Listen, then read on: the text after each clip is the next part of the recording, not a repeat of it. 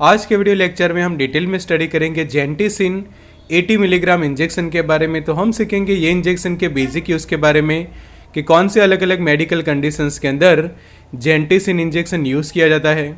साथ ही जानेंगे उसके डेली डोज के बारे में, उसके वर्किंग के बारे में, side effect, warning and contraindications को डिटेल स्टडी करेंगे। तो आप समझते हैं जेंटिसिन 80 मिलीग्राम इंजेक्शन के बारे में। तो ये ऐसे क्लास का मेडिकेशन है कि जिसको हम एंटीबायोटिक्स कहते हैं, और एंटीबायोटिक्स के अंदर भी ये एमिनोग्लाइकोसाइड क्लास का एंटीबायोटिक एंटीबैक्टीरियल ड्रग है कि जो बहुत सारे अलग अलग बैक्टीरियल इन्फेक्शंस को ट्रीट करने के लिए यूज़ किया जाता है। डिटेल स्टडी करें इंजेक्शन तो उसके अंदर जो सॉल्ट कंपोजिशन है वो है जेंटामाइसिन है कि जिसकी स्ट्रेंथ जो है वो 80 मिलीग्राम है। और पैकिंग की हम बात करें तो यहाँ पे जो आपको एम्प्यूल दिए जाते हैं जिसके अंदर 2 ml जितना मेडिकेशन रहता है, और 2 ml के अंदर 80 मिलीग्राम जो है वो ड्रग रहती है, मतलब कि 40 मिलीग्राम जितना मेडिकेशन रहेगा 1 ml के अंदर के। अगर समझो कि किसी को आप इंट्रामस्कुलरली 1 ml जितना इंजेक्ट करते हैं मेडिकेशन, तो उसकी बॉडी के अंदर 40 मिलीग्राम जितना जेंटामाइसिन जो है वो एंटर होगा। अगर आप 2 ml जितना इंजेक्शन देते हैं तो 80 मिलीग्राम मेडिकेशन पेशेंट की बॉडी के अंदर इंसर्ट होती है। तो इंट्रावेनस और इंट्रामस्कुलर दोनों रूट से ये इंजेक्शन दिया जाता है कि वेन में भी दिया जाता है और मसल्स में भी दिया जाता है। और उसके मैन्युफैक्चर की हम बात करें तो एबॉट फार्मा जो है उसके मेन मैन्युफैक्चर है। एबॉट फार्मा के बारे में हम जाने तो ये एक अमेरिकन मल्टीनेशनल फार्मास्यूटिकल कंपनी की जो बहुत सारे मेडिकल डिवाइसेस भी मैन्युफैक्चरिंग करती है, मेडिसिन भी डिवाइस और बहुत सारी दवाइयों को भी वो मैन्युफैक्चर करती है, जिसके अंदर बहुत सारे अलग अलग टाइप के एंटीबायोटिक्स वगैरह है, विटामिन रिलेटेड मेडिकेशन से, तो वो सब Abbott health care private limited design करता है। जेंटामाइसिन के बारे में हम समझे तो जेंटामाइसिन एक क्या है, तो एमिनोग्लाइकोसाइड क्लास का एक एंटीबायोटिक ड्रग है कि जो सिस्टेमिकली एडमिनिस्टर किया जाता है। सिस्टेमिकली का वर्ड मतलब ये होता है कि पेरेंटरली, कि जो आप इंजेक्शन के 2 मेडिकेशंस देते हैं उनको सिस्टेमिकली कहा जाता है कि डायरेक्टली वो मेडिकेशंस आपके ब्लड स्ट्रीम के अंदर जाती है और उस तरह से वो आपको अपनी फार्माकोलॉजिकल एक्शन देते हैं कि जो इंट्रामस्कुलरली या फिर इंट्रावेनस इंजेक्शन के थ्रू आप ये पेशेंट को देते हैं। ब्रॉड स्पेक्ट्रम एंटीबायोटिक कहा जाता है बिकॉज उसकी पोटेंसी जो है वो काफ़ी ज़्यादा है, और gram positive and gram negative दोनों टाइप के जो बैक्टीरियाज होते हैं उनको ठीक करने के लिए यूज़ किए जाते हैं कि उनके कारण होने वाले जितने भी इन्फेक्शंस होते हैं कि चाहे ग्राम पॉजिटिव से हुआ या फिर ग्राम नेगेटिव, दोनों में ये जेंटामाइसिन काफ़ी इफेक्टिव होता है। तो इसी का ये इंजेक्शन है जेंटिसिन, तो बहुत ही पॉपुलर है ये और बहुत सारे बैक्टीरियल इन्फेक्शन को ट्रीट करता है। जैसे कि कौन से बैक्टीरिया को वो ठीक करता है, तो अगर आपको इन्फेक्शन हुआ है इसेरिसिया कोलाई का, कि जिसको शॉर्ट में हम ई कोलाई बैक्टीरिया कहते हैं, तो ई कोलाई बैक्टीरिया के कारण होने वाले इन्फेक्शन को ये ठीक करेगा। सेकंड, क्लैप्सियला न्यूमोनिया, कि जिसके कारण स्पेशली न्यूमोनिया जैसी कंडीशन होती है, रेस्पिरेटरी ट्रैक के इन्फेक्शंस होते हैं, फेफड़ों जो हमारे होते हैं वो डैमेज होते हैं, लंग्स डैमेज होते हैं। एंटेरोबैक्टर बैक्टीरिया की जो स्पेशली हमारे जीआई ट्रैक को डैमेज करते हैं, वहाँ पे इन्फेक्शन करते हैं। फिर हीमोफाइलस इन्फ्लुएंजा की जो इन्फ्लुएंजा कराते हैं।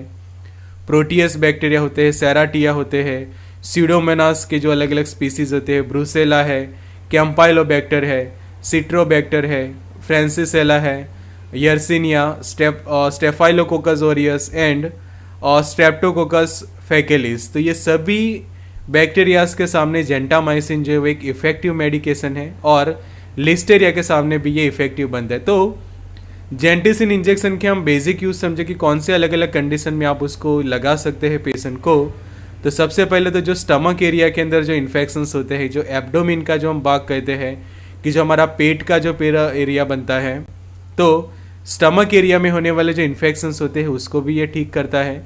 फिर जो मेनिंजाइटिस की जो कंडीशन के जो हमारे ब्रेन के लेयर होते हैं कि जिसको मस्तिष्क आवरण कहा जाता है, कि जो हमारा मस्तिष्क है वहाँ पे जो उसके 3 अलग अलग आवरण होते हैं, वहाँ पे जब बैक्टीरिया के कारण इन्फेक्शन होता है तो वो ठीक करता है ये जेंटिसिन इंजेक्शन। फिर अगर आपको यूरिनरी ट्रैक इन्फेक्शन है और वो टैबलेट्स वगैरह लेने से ठीक नहीं हो रहा है, तो उस वक्त जेंटिसिन इंजेक्शन की थेरेपी आप ले सकते हैं। अगर आपको रेस्पिरेटरी ट्रैक के इन्फेक्शन से, कि जिसमें फेफड़ों के अंदर पानी भर जाना, वहाँ पे इन्फेक्शन होना बैक्टीरिया के कारण, सूजन वगैरह हो जाना, तो उस कंडीशन को ठीक करता है ये इंजेक्शन। फिर जो हमारे बैक्टीरिया हमारे यूरिनरी ट्रैक को डैमेज करते हैं और उससे जो यूटीआई का प्रॉब्लम होता है तो वो ठीक करेगा, और आरटीआई रेस्पिरेटरी ट्रैक इन्फेक्शन, वो दोनों को अच्छे से ठीक करता है ये इंजेक्शन। फिर आपके ब्लड के अंदर इन्फेक्शंस होते हैं कि हमारा जो ब्लड होता है, खून होता है, उसके अंदर बैक्टीरिया के कारण अगर इन्फेक्शन होता है तो वो भी ठीक करेगा। फिर जो हमारे बोन्स है और जॉइंट, मतलब कि जो हड्डियों के जो जॉइंट्स वगैरह होते हैं और हड्डियों में जब बैक्टीरिया के कारण इन्फेक्शन होता है वो ठीक करेगा, और स्किन के ऊपर होने वाले बैक्टीरियल इन्फेक्शन को भी जेंटिसिन इंजेक्शन ठीक करता है। फिर जो फीमेल रिप्रोडक्टिव सिस्टम से जुड़ी कोई बीमारी हम देखें तो वो एक है पेल्विक इन्फ्लामेटरी डिसीज। तो जो पेल्विक रीजन में कई बार क्या होता है कि वहाँ पे जो पेल्विक का जो पोर्शन है, कि जो ओवेरिस का जो आप पोर्शन देखो, फैलोपियन ट्यूब का पोर्शन और यूटेरस, तो वहाँ पे क्या होता है कि सूजन हो जाती है और उसका रीज़न बैक्टीरियल इन्फेक्शन होता है। तो क्लिंडामाइसिन के साथ साथ ये जेंटामाइसिन भी यूज़ किया जाता है पीआईडी को ट्रीट करने के लिए। फिर जो पोस्ट ऑपरेटिव यूटीआई जो हो जाता है, क्योंकि आपको यूरिनरी ट्रैक रिलेटेड कोई ऑपरेशन हुआ था और उस वक्त पेशाब की नली वगैरह लगाई गई थी और उसके कारण आपको यूरिनरी ट्रैक इन्फेक्शन हुआ है, तो उसको प्रिवेंट भी करेगा, और अगर इन्फेक्शन हुआ है तो उसको ठीक भी करेगा। फिर जो सेप्टिसेमिया की जो कंडीशन होती है कि जो एब्डोमिनल सेप्सिस, कि आपकी एब्डोमिनल कैविटी में सेप्सिस हुए, वहाँ पे कोई बैक्टीरियल इन्फेक्शन हुआ है, घाव हुए हैं और वो जो है वो उनका अच्छे से ठीक नहीं हो रहा है वो, तो उस वक्त टैबलेट इफेक्टिव नहीं हो रही तो जेंटिसिन के इंजेक्शन आपको काफ़ी फ़ायदा देंगे। फिर जो मिडल ईयर के इन्फेक्शंस में इसके आई ड्रॉप्स यूज़ किए जाते हैं, और सब एक्यूट बैक्टीरियल एंडोकार्डिटिस कि एक टाइप का जो बैक्टीरियल इन्फेक्शंस की जो हमारे हार्ट के अंदर होते हैं, कि जो हार्ट के जो वाल होते हैं वहाँ पे ये इन्फेक्शन होता है तो उसको भी ठीक करता है। और पोस्ट ऑपरेटिव जो न्यूमोनियास की कंडीशन, तो यहाँ पे आप देखो कि पीआईडी के अंदर एग्जैक्टली क्या होता है कि यहाँ पे आप फीमेल रिप्रोडक्टिव सिस्टम देख रहे हैं कि ये फैलोपियन ट्यूब का भाग, तो वहाँ पे भी आप सूजन देख पाते हैं कि लेफ्ट वाले के कंपेयर में आप राइट वाला पोर्शन देखो तो जो ओवेरीज में भी आप देखो तो काफ़ी सूजन है।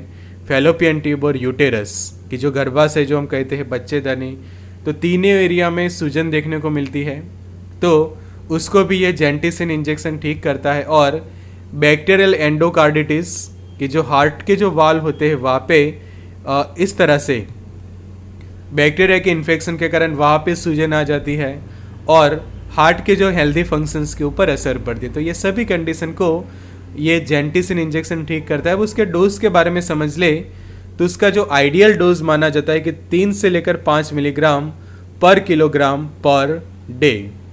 तो अगर आप मान लो कि किसी पर्सन का जो वजन है वो है 50 किलोग्राम का वजन है, 50 किलोग्राम का पर्सन का वेट है, तो उसके लिए डोज कितना होगा, तो सिंपली हम यहाँ पे कैलकुलेट कर लेते। देखो कि 3 से लेकर 5 मिलीग्राम पर केजी, तो मल्टीप्लाई ही करना है कि 3 इंटू 50 आप करोगे तो उसका जो आंसर जो हमें मिलेगा वो आएगा कि 50 इंटू 3, तो वो हो जाएगा 150 मिलीग्राम।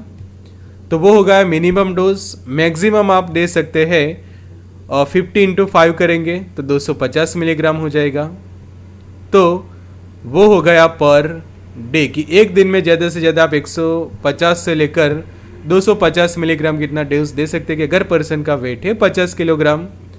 तो एम्प्यूल्स में क्या करते हैं आप देखो कि एक एम्प्यूल के अंदर 80 मिलीग्राम जितनी ड्रग होती है 2 ml के अंदर। तो अगर आपको पेशेंट को 150 मिलीग्राम जितना देना है या फिर 150 से 250 के बीच में देनी है तो आप ये इंजेक्शन जो है वो दिन में 2 बार लगा सकते हैं, और वो भी 12 आवर के 12 टाइम इंटरवल के, कि एक इंजेक्शन आप जिस टाइम लगाते हैं कि समझो कि ये हो गया उसका पहला डोज, तो उसका जो दूसरा डोज लगेगा एग्जैक्टली 12 घंटे के बाद। तो ये आपको खास याद रखना है। तो इस तरह से आप किसी भी पेशेंट के लिए डोज जो है वो कैलकुलेट कर सकते हैं। आगे उसकी डिटेल समझे डोज के बारे में। तो सिंगल डोज से यूज़ किया जाता है कई बार कि अगर पेशेंट का वेट कम है तो सिंगल डोज यूज़ किया जाता है, या फिर डिवाइडेड डोज में भी आप दे सकते हैं 3 जितने डोज। और इंट्रामस्कुलर या फिर आईवी से देना चाहिए कि आईवी लाइन से जब आप देते हैं तो 30 से लेकर 60 मिनट तक प्रॉपर आईवी इन्फ्यूज़न जो है वो चलना चाहिए, बिकॉज यहाँ पे लिखा है कि must be diluted for IV use, कि अगर आप इंट्रावेनसली पेशेंट को वेन के अंदर इंजेक्शन लगाते तो कभी भी उसको डायरेक्ट ना दे, उसको डाइल्यूट करने के बाद ही दे। और मसल्स के अंदर आप बिना डाइल्यूट किए दे सकते हैं, पर वेन में देने के लिए डाइल्यूशन उसका ज़रूर से करें और हाई डोज में कभी भी उसको यूज़ ना करें। तो अब मैं आपको समझा देता हूँ कि उसका डाइल्यूशन आप कैसे करेंगे। तो डाइल्यूशन की आप स्टडी कर लेते हैं कि डाइल्यूशंस के लिए आप कौन से फ्लूइड यूज़ कर सकते हैं, कितना ml डाइल्यूशन बना सकते हैं।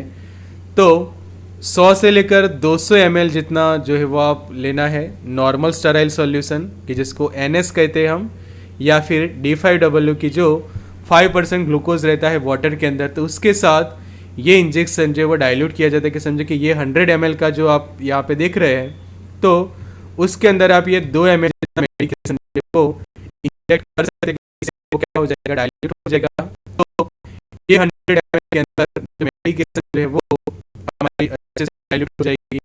और डाइल्यूट करते वक्त ध्यान रखना है कि जो सॉल्यूशन बनता है उसके अंदर जेंटामाइसिन की जो कॉन्सेंट्रेशन है वो 1 ग्राम ml से ज़्यादा नहीं होनी चाहिए। मतलब 1 ml जितना समझो कि ये डाइल्यूशन फ्लूइड है 1 ml जितना, तो उसके अंदर जेंटामाइसिन 1 mg या फिर उससे कम होनी चाहिए कि पेशेंट को कोई इंट्रावेनसली कोई साइड इफेक्ट्स वगैरह ना हो कि अगर आप देते हैं, या फिर उसका हाई डोज ना हो। तो सिंपल आपको एक ही काम करना है कि 100 ml या फिर 200 ml का ये जो नॉर्मल सलाइन सॉल्यूशन होता है या फिर D5W के अंदर ये इंजेक्शन को जो है वो मिक्स कर देना होता है, डाइल्यूट कर देना होता है, कि जिससे प्रॉपर डाइल्यूशन से पेशेंट को वो मिले। तो एक ही एम्प्यूल जो है वो डाइल्यूट करें, ये खास ध्यान रखिए कि 1 एम्प्यूल डाइल्यूट की जाएगी, कि जो 80 मिलीग्राम की जो आती है 2 ml के अंदर, वो एक ही एम्प्यूल एक टाइम में डाइल्यूट करें। ऐसा नहीं कि आप 2 या 3 एम्प्यूल डाल दें, ऐसा नहीं करना है, सिर्फ एक ही एम्प्यूल जो है वो उसमें ऐड करनी है। और इन्फ्यूज़न का जो रेट आप इस तरह से सेट करेंगे कि पेशेंट को वो ड्रिप जो है वो 30 मिनट तक चले या फिर 2 घंटे तक चले, उस तरह से आप जो है वो प्रॉपर इन्फ्यूज़न का जो टाइम है वो सेट कर सकते हैं। वर्किंग के बारे में समझ ले तो जेंटिसिन क्या करता है, तो बैक्टीरिया की जो ग्रोथ है वो प्रिवेंट करता है, बैक्टीरिया को किल करता है। और उसकी जो है हम एक्शंस देखें तो बैक्टीरिया के अंदर होने वाले जो प्रोटीन सिंथेसिस की जो क्रिया होती है, कि बैक्टीरिया अपने अंदर एक प्रोसेस करते हैं कि अपना प्रोटीन बनाते हैं, तो प्रोटीन सिंथेसिस की एक्टिविटी को ये इनहिबिट कर देता है, कि जो 30S सब यूनिट होते हैं रिबोसोम्स के, वहाँ पे ये हमारा इंजेक्शन अपनी इफेक्ट देता है, कि जिससे आगे जाके जो प्रॉपर प्रोटीन सिंथेसिस के प्रोसेस नहीं हो पाती और जिसके कारण बैक्टीरिया जो है वो सर्वाइव नहीं कर पाते और उनकी डेथ हो जाती है।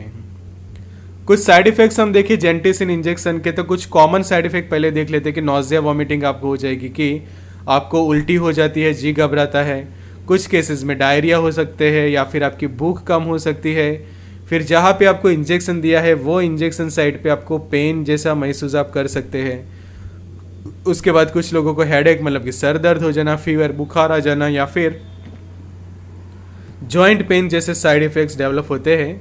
ये कॉमन साइड इफ़ेक्ट है। कुछ सीरियस साइड इफ़ेक्ट की हम बात करें तो कुछ लोग को ऑटोटॉक्सिसिटी जैसा फील करते हैं, जैसे कि हियरिंग और बैलेंस प्रॉब्लम, कि आपको अचानक से शायद चक्कर भी आ जाए या फिर आपको सुनने में प्रॉब्लम हो, ऐसे कुछ साइड इफ़ेक्ट डेवलप होती है। तो अगर ये इंजेक्शन के 1 या 2 डोज लेने के बाद आपको कुछ ऐसा फील होता है तो तुरंत ये लेना बंद कर देना चाहिए।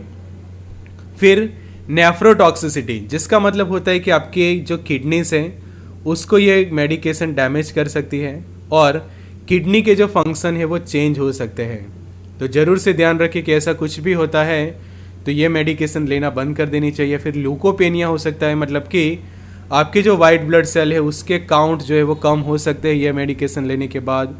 थ्रोम्बोसाइटोपेनिया के कारण प्लेटलेट कम हो सकते हैं, ये भी एक साइड इफ़ेक्ट डेवलप हो सकती है कि आपके WBC भी कम हो जाए, प्लेटलेट्स भी कम हो जाए। या फिर फ्लेबाइटिस की जो कंडीशन कि जो ब्लड क्लोटिंग कई बार हमारे वेन्स के अंदर होता है, उसके कारण क्या होता है ब्लड के अंदर जो है वो क्लोटिंग हो जाता है। कि यहाँ पे बाजू में जो डायग्राम है वो आप देखो तो इस तरह से फ्लेबाइटिस जो है वो डेवलप होता है कि जो वेन्स हमारी होती है वहाँ पे ब्लड क्लोट हो जाता है और वहाँ पे सूजन देखने को मिलती है। तो अगर ये भी कुछ होता है तो बंद कर दे। हाइपर सेंसिटिव रिएक्शंस मतलब कि कोई एलर्जी जैसा हो रहा है, हीमोलाइटिक एनीमिया जैसी कंडीशन हो रही है, या फिर न्यूरोमस्कुलर ब्लॉकेज जैसी कंडीशन हो रही है, तो ये इंजेक्शन को लेना बंद कर दे, बिकॉज इससे आपको काफ़ी सीरियस कॉम्प्लिकेशंस हो सकते हैं। कॉन्ट्राइंडिकेशंस देखें तो किन लोगों को ये इंजेक्शन ले नहीं लिया, तो अगर आप प्रेग्नेंट हैं और ब्रेस्ट फीडिंग पीरियड में है तो जो नर्सिंग वुमेंस होती है उनको ये इंजेक्शन आप कभी भी ना दें। ये खास एक ध्यान रखें कि जो प्रेग्नेंट है और जो बच्चे को दूध पिला रहे हैं तो उनको ये इंजेक्शन नहीं देना होता।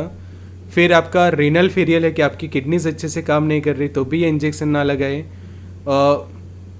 प्रेगनेंसी के अंदर ये फीटल ऑटोटॉक्सिसिटी करवा सकता है, तो हियरिंग बैलेंस वगैरह हो सकता है। तो ये खास आप ध्यान रखें कि प्रेगनेंसी में कभी भी यूज़ ना करें। फिर फ्यूरोसेमाइड और मिनोसाइक्लिन के साथ भी ये कॉम्बिनेशन में जो है वो यूज़ नहीं करनी चाहिए कि जिससे ऑटोटॉक्सिसिटी और ज़्यादा बढ़ सकती है। नेफ्रोटॉक्सिक ड्रग जैसे कि वेंकोमाइसिन और सिस्प्लेटिन के साथ भी उसको मिक्स ना करें। और एल्डरली पेशेंट की जो काफ़ी उम्र वाले पेशेंट होते हैं, ओल्ड एज के जो पेशेंट होते हैं और साथ में उनको किडनी रिलेटेड भी प्रॉब्लम है तो उनको भी ये इंजेक्शन ना लगाएं। और मसल रिलैक्सेंस के साथ उसको यूज़ ना करें, और कभी भी एक ही सिरिंज के अंदर कभी दूसरी मेडिकेशन मिक्स ना करें कि अगर जेंटिसिन इंजेक्शन आप दे रहे हैं तो एक ही सिरिंज के अंदर दूसरा इंजेक्शन कभी भी मिक्स ना करें, या फिर आईवी भी लगाते तो आईवी में भी कोई दूसरा इंजेक्शन उसके साथ मिक्स ना करें। तो ये कुछ ध्यान रखने होते कि जब आप जेंटिसिन इंजेक्शन को यूज़ करते तो ये हो गए उसके कॉन्ट्राइंडिकेशन।